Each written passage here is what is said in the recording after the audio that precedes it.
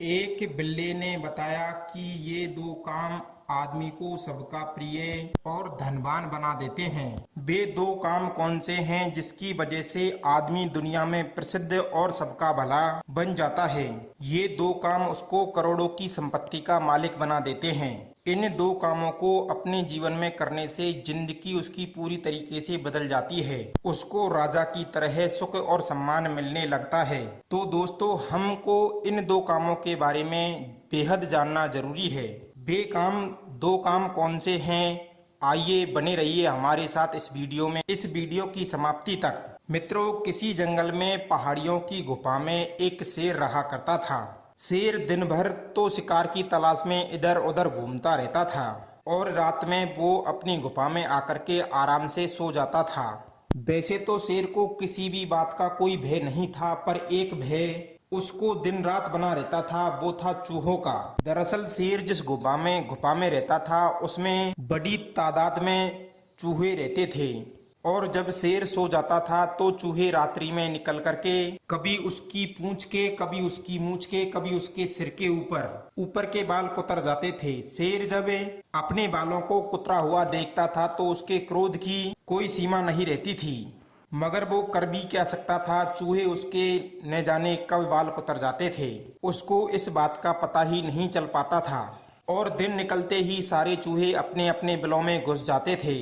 इस बात से वो बहुत ही ज्यादा तनाव में रहने लगा। उसने चूहों को पकड़ने की योजना भी बनाई, पर उसकी योजना चूहों के सामने काम में नहीं आई, क्योंकि उसके शत्रु चूहे दिखने में छोटे जरूर थे परंतु बुद्धि से बहुत ही चतुर और चालाक थे। बेचारा शेर चूहों के आगे अपने आप को हारा हुआ महसूस कर रहा था। एक दिन तो हद ही हो गई। शेर कहीं से अधिक ज्यादा खा पी करके आया और गहरी निद्रा में सो गया। रात्रि में चूहों ने बाहर निकल करके उसके रहे सारे बाल कुतर डाले। अब तो शेर बिल्कुल गंजा हो गया था। जंगल के सभी जानवर शेर को गंजा देख करके उसकी क्रूरता पर हंसते थे।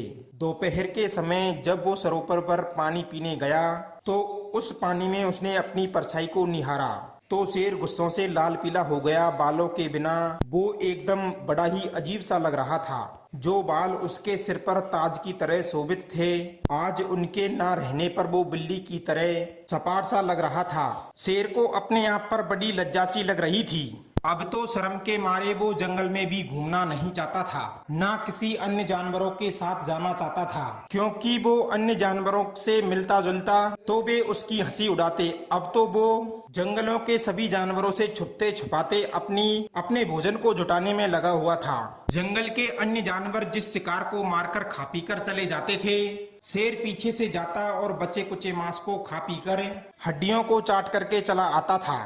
कहते हैं दर्शकों, लज्जा आदमी को कायर और नापुंसलिंग बनाने में कामयाब होती है। शर्म और गिलानी से आदमी निर्मल बन जाता है।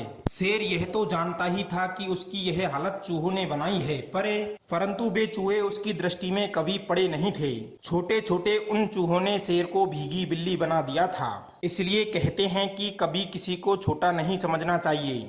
अगर कोई आपसे आकार में छोटा है और उसके पास यदि बुद्धि का बल है तो वो बड़े से बड़े को पराजित कर सकता है।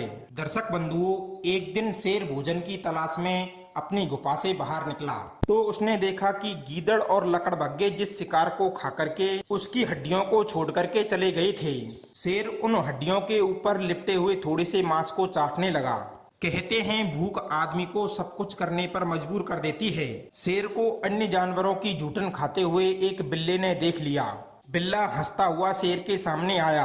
अरे मामा जी, ये क्या? जिस शेर की जूठन जंगल के सारे जानवर खाते हैं, वही शेर आज दूसरों की जूठन खा रहा है।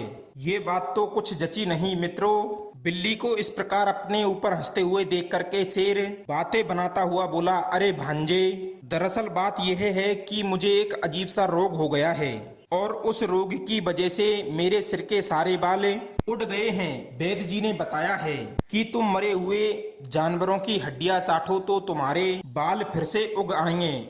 इसलिए ही मैं ऐसा करता हूँ, परंतु तुम यहाँ किस लिए आए हो? बिल्ला बोला, मामा जी, मैं भी अपने भोजन की तलाश में इधर उधर घूम रहा था, इतने में ही आपके ऊपर नजर पड़ गई। शेर बोला, अरे बिल्ला मित्र, तुम्हारा भोजन तो मेरी गुफा में बहुत सारा है, यदि तुम चाहो तो तुम मेरे साथ चल सकते हो, वहां पर तुमको सैकड़ों चूहों का नरम नरम मांस खाने को मिल जाएगा। दोस्तों, चूहों का नाम सुनते ही अब तो बिल्ली के मुंह में भी पानी आ गया, परंतु वह यह सोच करके डरने लगा कि शेर तो एक खूंखार प्राणी है और भूख लगने पर वो किसी की भी जान ले सकता है और उसे मार करके खा सकता है। शेर के ऊपर इतनी जल्दी विश्वास नहीं किया जा सकता, क्योंकि कहते हैं भक्ष्य और भक्षक में कभी दोस्ती नहीं हो सकती। विश्वास से उत्पन्न भय जड़ों से भी काट देता है, इसलिए कभी भी अविश्वासी का विश्वास नहीं करना चाहिए। यदि कोई कमजोर है और वह अविश्वासी है तो बलवान भी उसको नहीं मार सकता, और यदि कोई विश्वासी है तो कमजोर भी उसे बड़ी आसानी से मार देता है। विद्वान लोग कहते हैं प्रेम ना करने वाली स्त्री के पास और शत्रु के पास विश्वास करके अपने बहुत से धन को जो उनके पास रखता है उसके जीवन का वहीं पर अंत हो जाता है।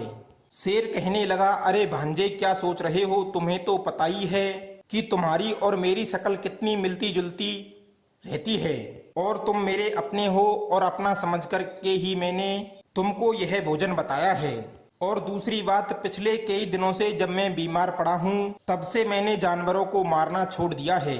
अब मैं अच्छी तरीके से समझ चुका हूँ कि इस दुनिया में प्रेम के साथ जितना जी सको तो जी लो, और वही अपने साथ जाता है। मौत का तो एक पल का भी भरोसा नहीं है कि वो कब आ जाए, इसलिए धर्म के साथ ही जिंदगी जीनी चाहिए। जिनके दिन बिना धर्म के गुजर जाते हैं उसका जीवन लोहार की उस धोखनी की तरह होता है, जो सांस तो लेती है पर उसमें जीवन का कोई अंश नहीं होता। धर्महीन पुरुषों की रचना पशुओं की तरह केवल मल और मूत्र करने के लिए, खाने और सोने के लिए और दूसरों की सेवा करने के लिए ही हुई है। शेर बोला, हे भांजे, मैं तो धर्म के इस सार को जानता हूँ और परोपकार से बड़ा कोई पुण्य नहीं है और दूसरों को दुख देने से बड़ा कोई पाप नहीं है, इसलिए मैंने सब पाप कर्म छोड़ दिए हैं। मित्रों, शेर के मुख से धर्म के उपदेश सुनकर के बिल्ले को उस पर विश्वास हो गया कि वास्तव में शेर उसे कोई हानि नहीं पहुंचाएगा। अब तो वो बिल्ला उस दुष्ट शेर की बातों में आकर के उसके साथ चला गया और वो उस शेर के साथ गुफा में बड़े ही आनंद से रहने लगा। पहले तो शेर ने उसे बड़े ही प्यार से रखा, इसलिए बिल्ले का विश्वास शेर के ऊपर और बढ़ गया। शेर अब तो रोजाना चैन की नींद सोता था और बिल्ला रात्रि में चूहों को अपना शिकार बनाता था। बिल्ले के कारण कोई भी चूहा शेर के पास तक नहीं पहुंच पाता था। इस बात से शेर बड़ा ही खुश था। ना तो उसकी नींद में विघ्न आती थी और ना ही उसके कोई बाल कुतरे जाते थे। धीरे धीरे बिल्ले ने गुफा से सारे चूहों को समाप्त कर दिया। शेर ने देखा कि अब गुफा के सारे चूहे नष्ट हो चुके हैं और बिल्ला भी खूब खा खा करके मोटा ताजा हो चुका है। भोजन के लिए मैं बाहर जाता हूँ तो मरे हुए जानवरों की हड्डियां चाट करके आ जाता हूँ। अभी तक तो बिल्ले से मेरा मतलब था, इसलिए मैं अपनी इच्छाओं को मारता रहा। अब क्यों ना मैं इस मोटे ताजे बिल्ले को ही अपना भोजन बना लूं। 1-2 दिन का गुजारा तो हो ही जाएगा, तब तक मेरे सिर के कुछ बाल उग आएंगे और मैं फिर से बिना लाज शर्म के जंगल में घूम सकूंगा और अपना शिकार कर सकूंगा। यही सोच करके उस शेर ने उस बिल्ले को पकड़ लिया और बोला, भांजे, मुझे क्षमा करना, तुमने हमारी बहुत सेवा की है। अब एक सेवा मैं तुमसे और लेने जा रहा हूँ। तुमको मार करके मैं अपनी भूख मिटाना चाहता हूँ। दर्शक बंधुओं, बिल्ला अब समझ चुका था कि अब वो बच नहीं पाएगा। वो दुष्ट शेर के चंगुल में बुरी तरीके से फंस चुका है।